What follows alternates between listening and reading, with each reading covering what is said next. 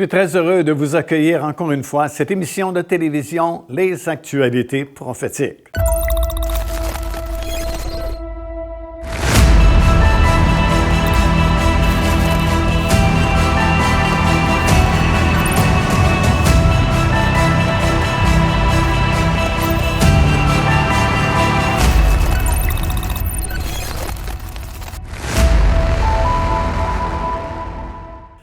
Bien, nous sommes à la fin de cette longue série qui avait pour titre « Le compte à rebours final vers le contrôle mondial ».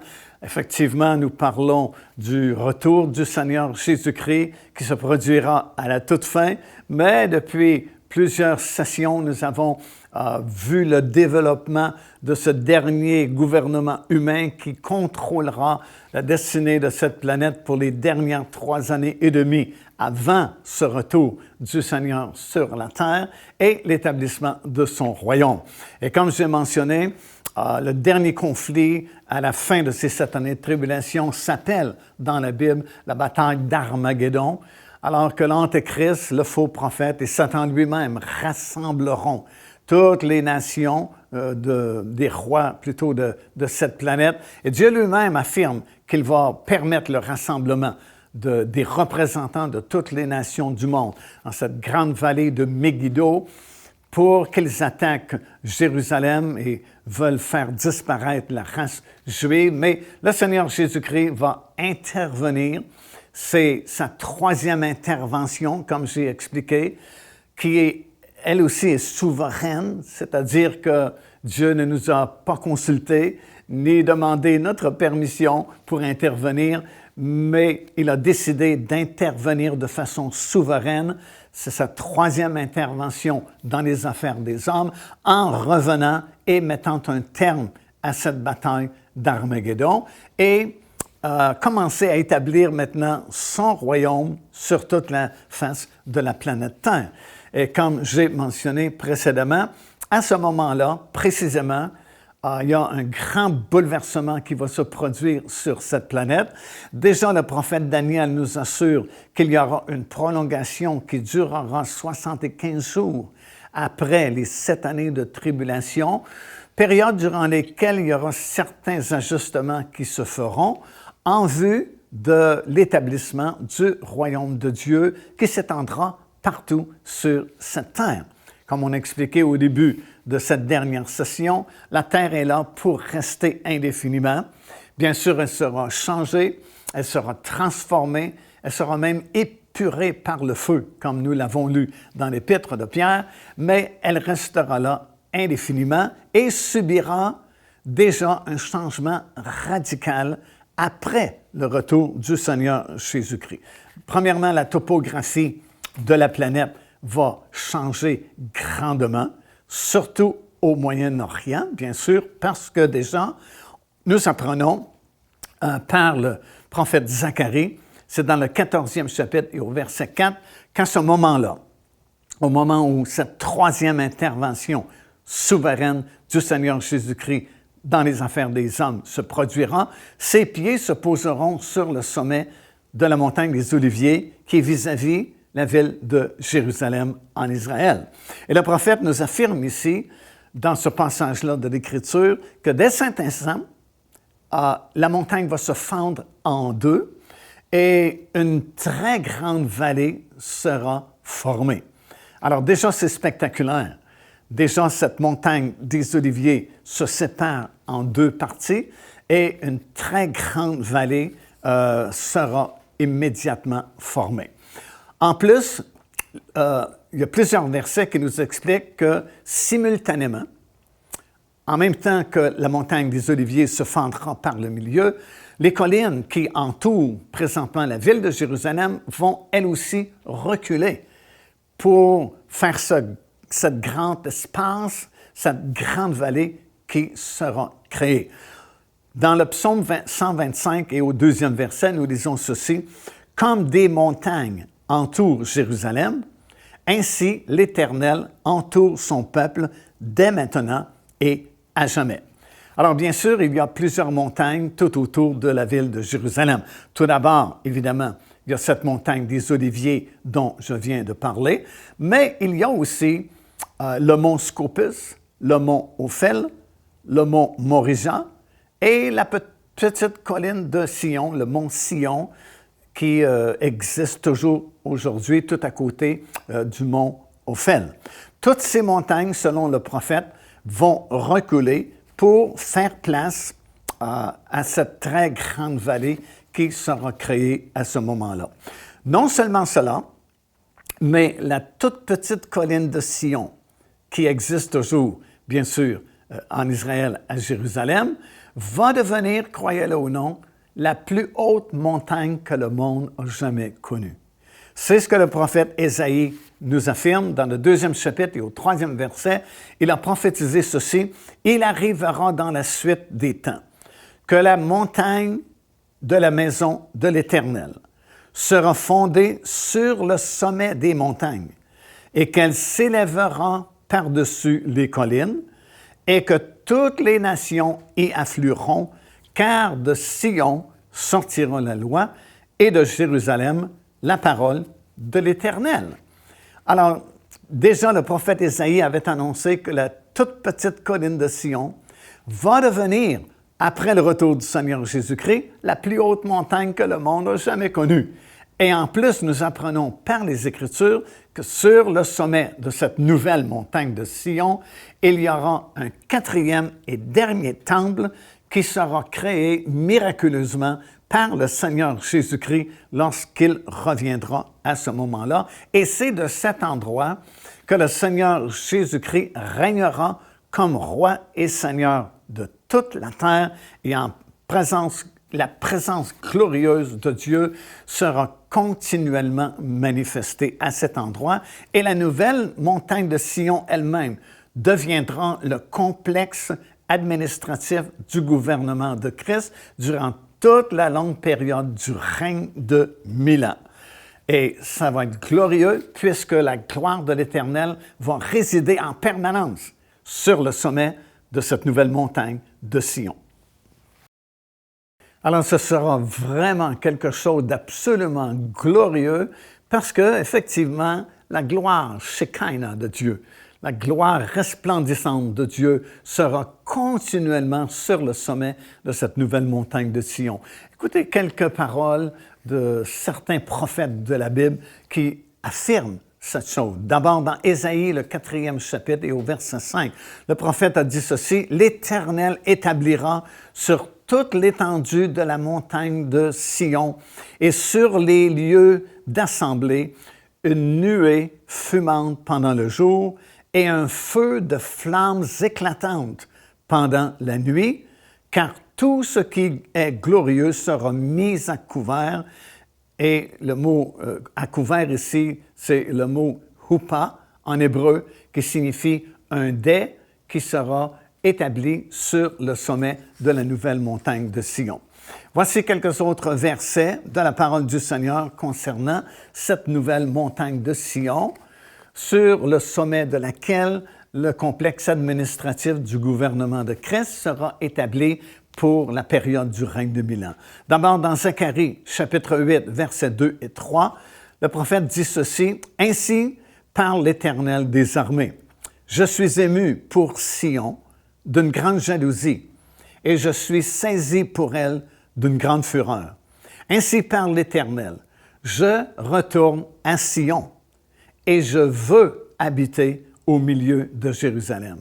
Jérusalem sera appelée ville fidèle, et la montagne de l'Éternel des armées, une montagne sainte. » Le psaume 125, premier verset: « Ceux qui se confient en l'Éternel sont comme la montagne de Sion. Elle ne chancelle point, elle est affermie pour toujours. » Autrement dit, la montagne de Sion existera pour toujours. Psaume 110, le verset 2, « L'Éternel étendra de Sion le sceptre de sa puissance, il domine au milieu de ses ennemis. » Également dans le psaume 48, versets 2 et 3, « L'Éternel est grand. » C'est un cantique qu'on chantait même il y a quelques années passées. « L'Éternel est grand Il est l'objet de toutes nos louanges dans la ville de notre Dieu, sur sa montagne sainte. Belle est la colline, joie de toute la terre, la montagne de Sion, le côté septentrional, c'est la ville du grand roi. Alors effectivement, sur le sommet de cette nouvelle montagne de Sion, il y aura principalement ce quatrième et dernier temple qui existera. La ville de Jérusalem qui sera restaurée sera également sur le sommet de cette montagne de Sion et il y aura plusieurs aménagements pour le service dans le tabernacle durant la période du règne de Milan. Et tout cela sera sur le sommet de cette nouvelle montagne qui, évidemment, sera immense. Ésaïe, chapitre 40 et le verset 9, « Monte sur une haute montagne, Sion, pour publier la bonne nouvelle. Élève avec force ta voix, Jérusalem, pour publier la bonne nouvelle. Élève ta voix, ne crains point, dis aux villes de Juda, voici votre Dieu. Voici le Seigneur l'Éternel vient avec puissance et de son bras il commande. Voici le salaire est avec lui et les rétributions le précèdent. Comme un berger, il paîtra son troupeau. Il prendra les agneaux dans ses bras et les portera dans son sein. Il conduira les brebis qui allaitent. Et finalement, dans Joël, le 3e chapitre, des versets 16 à 21, nous lisons ceci, « De Sion ». Alors, on parle toujours de cette nouvelle montagne de Sion qui deviendra la plus haute montagne du monde lorsque le Seigneur Jésus-Christ sera revenu sur la terre. De Sion, l'Éternel rugit. De Jérusalem, il fait entendre sa voix. Les cieux et la terre sont ébranlés, mais l'Éternel est un refuge pour son peuple, un abri pour les enfants d'Israël. Et vous saurez que je suis l'Éternel, votre Dieu, résidant à Sion, ma sainte montagne. Jérusalem sera sainte elle aussi, et les étrangers n'y passeront plus. En ce temps-là, le mou ruissellera des montagnes, le lait coulera des collines, et il y aura de l'eau dans tous les torrents de Juda, et une source sortira aussi de la maison de l'Éternel et arrosera toute la vallée du Sittim. La vallée du Sittim, c'est la vallée du Cédron présente, actuelle, à Jérusalem, qui relie, si vous voulez, la montagne des Oliviers à l'esplanade du Temple. L'Égypte sera dévastée, Édom sera réduit en désert à cause des violences contre les enfants de Juda, dont ils ont répandu le sang innocent dans leur pays. Mais Juda sera toujours habité, et de génération en génération, je vengerai leur sang, que je n'ai point encore vengé, et l'Éternel, encore une fois, résidera à Sion. Alors voilà, ce sont des changements radicaux, de grands changements qui se produiront immédiatement après le retour du Seigneur lors de cette troisième intervention souveraine du Seigneur Jésus-Christ dans les affaires des hommes. Tout premièrement, comme on a expliqué, la montagne des Oliviers qui se sépare en deux, très grande vallée qui sera formée. Toutes les autres collines qu'on a mentionnées reculeront pour créer cette immense vallée. Puis la toute petite colline de Sion actuelle va grandir, devenir la plus grande montagne que le monde n'a jamais connue. Et sur son sommet, ce sera glorieux 24 heures par jour. Parce que la gloire de l'Éternel resplendira depuis le sommet de cette nouvelle montagne de Sion. Le quatrième et dernier temple sera construit surnaturellement par le Seigneur Jésus-Christ. La ville elle-même de Jérusalem sera restaurée et existera tout au long du règne de Milan, et ce sera totalement glorieux sur cette terre. Alors imaginons comment ce sera glorieux à ce moment-là, parce que tout commencera à être changé. Et la paix, la justice et la prospérité seront établies sur cette terre parce que le royaume de Dieu sera établi. Et quelle chose spectaculaire vraiment, quelque chose d'admirable, cette nouvelle montagne de Sion qui deviendra, comme j'ai expliqué, une montagne absolument impressionnante. Et sur son immense sommet sera construit ce temple qui sera là et qui existera pendant toute la longue période du règne de 1000 ans, en fait pendant 1000 ans, la nouvelle ville de Jérusalem qui sera restaurée. Ce n'est pas encore, remarquez, la nouvelle Jérusalem. Elle est réservée pour après le règne de 1000 ans. Mais quand même, cette ville de Jérusalem sera changée, sera restaurée et elle sera remplie de la gloire de l'Éternel, comme nous l'avons lu par plusieurs versets dans la parole du Seigneur. Ce qui sera vraiment très impressionnant est définitivement le centre des activités qui existeront durant le règne de 1000 ans, c'est ce fameux 4e et dernier temple. C'est tellement important, ce temple-là, que Dieu avait même donné une vision de ce temple-là au prophète Ézéchiel il y a environ 2600 ans passés, alors qu'Ézéchiel était contemporain du prophète Daniel à Babylone, alors qu'Israël avait été déporté. On se souvient qu'on a étudié cela au cours des sessions précédentes de cette série Compte à rebours final vers le contrôle mondial.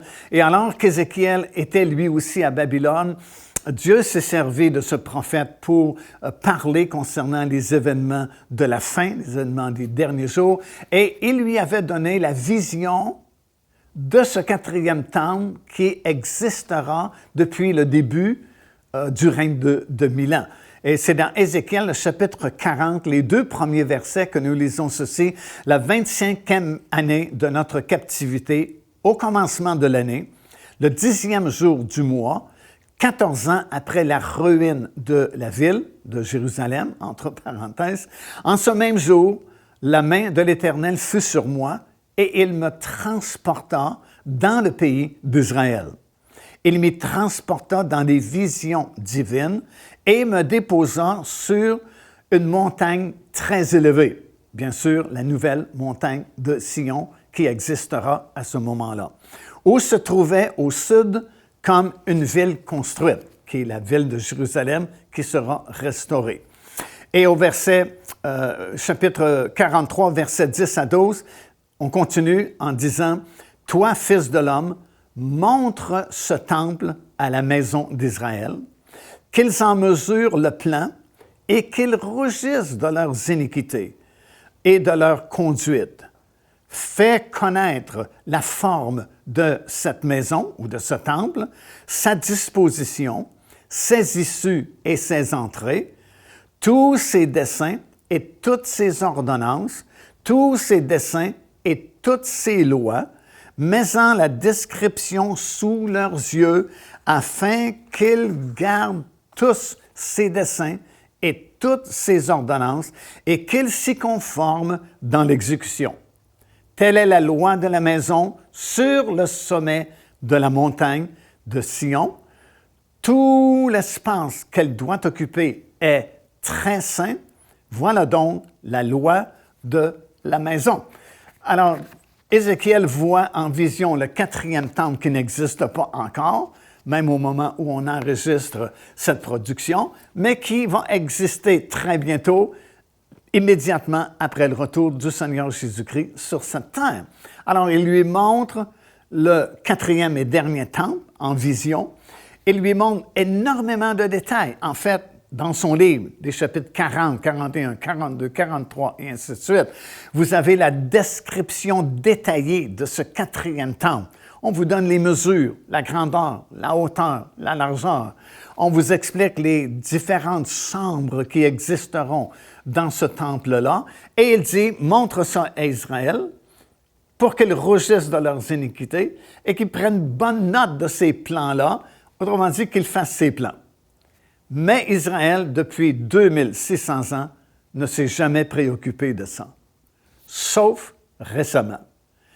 Et récemment, on a fait les plans exactement tels que c'est décrit dans le livre du prophète Ézéchiel. Et vous pouvez les voir sur votre écran d'ordinateur. Vous n'avez qu'à cliquer sur Institut du Temple.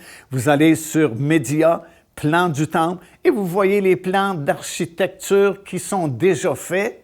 C'est prêt à être construit et c'est la première fois depuis 2600 ans qu'Israël a obéi à ce commandement-là que Dieu leur avait donné de prendre note de ces plans-là que l'Éternel donnait en vision à Ézéchiel. Alors, ça prouve que nous sommes vraiment proches de tous ces événements-là et proches, premièrement, de cette deuxième intervention du Seigneur Jésus-Christ, c'est-à-dire l'enlèvement des croyants, et proches aussi de cette troisième intervention, alors que Jésus-Christ, avec tous ses rachetés, reviendront sur cette terre. Alors, c'est tout simplement formidable de pouvoir vivre à cette époque-ci et constater de nos yeux que les prophéties de la Bible sont en train de s'accomplir vraiment à notre époque, dans notre génération. Et le fait qu'Israël, pour la première fois depuis 2600 ans, a fait ces plans-là du futur temple, tel que l'Éternel avait montré à Ézéchiel il y a environ 2600 ans passés. Wow, c'est une preuve vraiment très forte, très puissante, qui nous démontre que nous sommes vraiment très proches de l'accomplissement de tous ces événements-là. Alors, il ne reste qu'une seule autre intervention du Seigneur Jésus-Christ dans les affaires des hommes dont je veux vous parler, partager avec vous. Et c'est la seule intervention de ces 4 interventions qui est optionnelle. C'est-à-dire que c'est vous qui avez le dernier mot dans cette intervention-là. Les 3 premières que nous avons vues, qu'on y croit ou non, que ça fasse notre affaire ou non, elles sont souveraines. Premièrement, Jésus-Christ est venu dans le monde il y a plus de 2000 ans maintenant pour donner sa vie afin de racheter ceux qui croiraient en lui. Ça, c'est déjà fait. Deuxième intervention, comme on a expliqué, il viendra chercher ses ambassadeurs, ses fidèles, ses élus, avant que les jugements de Dieu ne s'abattent sur la planète.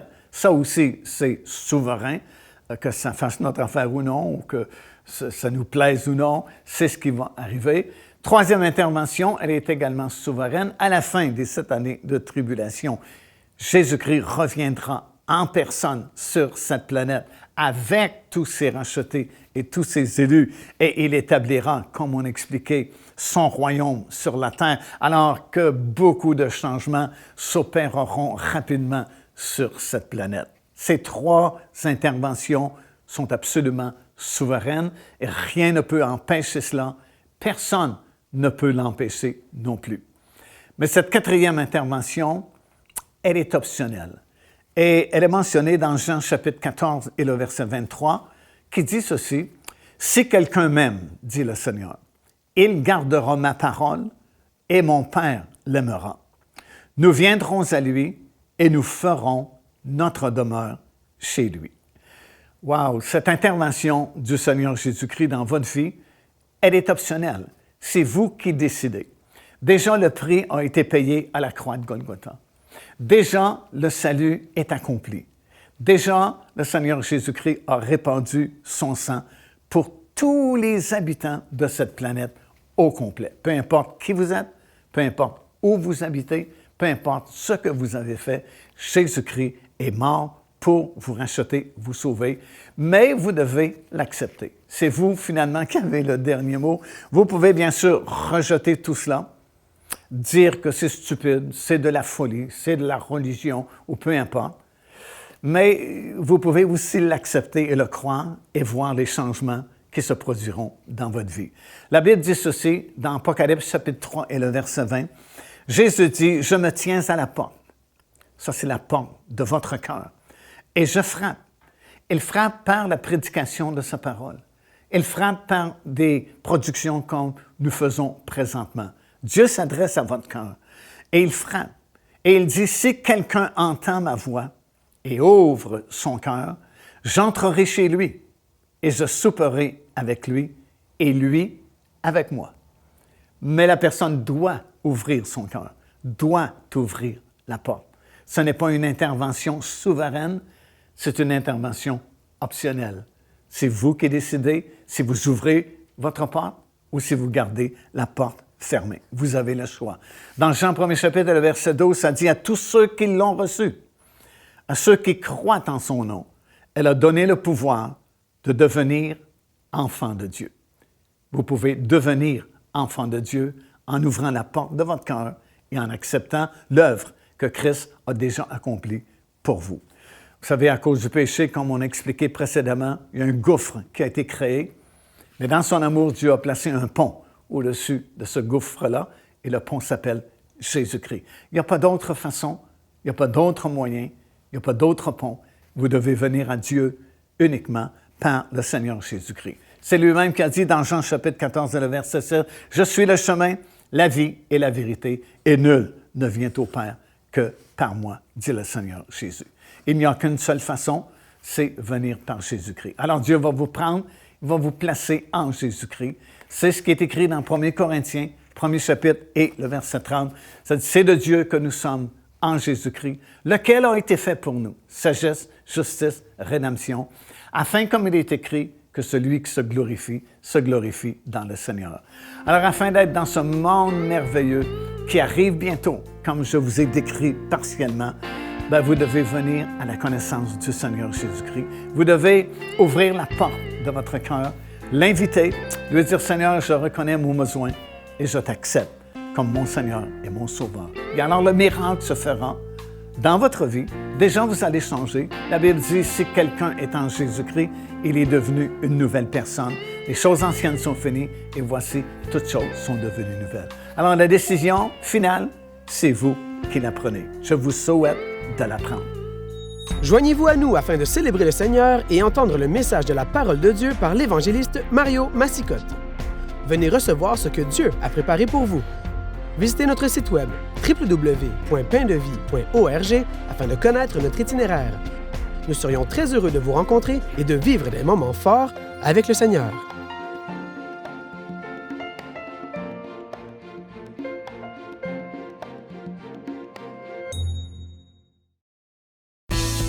Procurez-vous cet enseignement disponible dès maintenant sur notre site web au www.paindevie.org.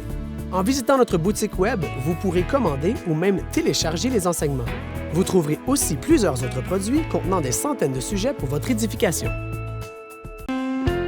Car Dieu a tant aimé le monde qu'il a donné son Fils unique, afin que quiconque croit en lui ne périsse point, mais qu'il ait la vie éternelle. Téléchargez gratuitement l'enseignement « Le salut, c'est quoi ?» en visitant notre site web www.paindevie.org et recevez la grâce merveilleuse que Dieu vous offre.